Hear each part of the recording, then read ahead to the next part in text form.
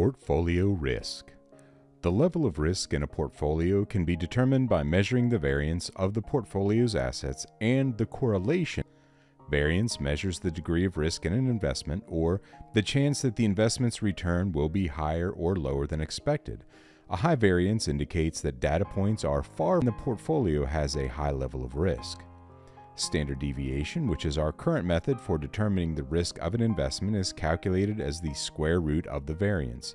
A high standard indicates prices are volatile and the investment is risky, whereas a low standard deviation indicates that prices are calm and the investment is low risk.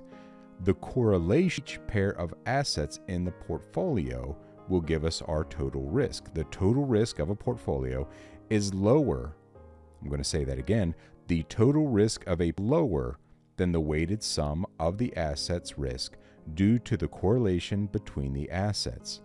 Again, portfolio risk is always less than the weighted average of risks of security in the portfolio unless the securities have outcomes that vary together exactly, which is almost an impossible occurrence. It would be one of situations.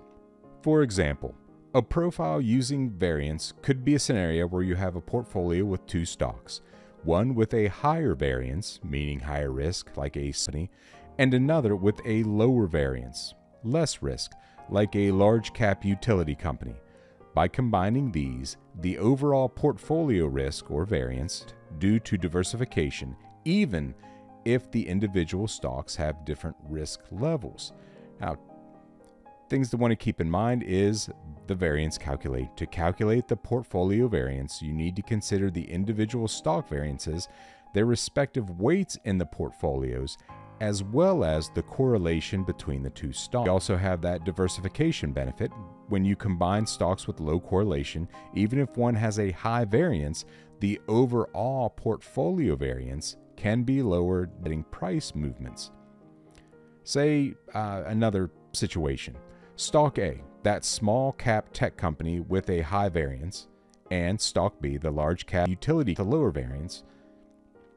We have the portfolio composition, invest 50% in each of those two stocks, and the result would be, even though each stock has levels, by combining them in a balanced portfolio, 50-50, the overall risk or variance of the portfolio could be lower than either individual stock alone on the correlation between the two.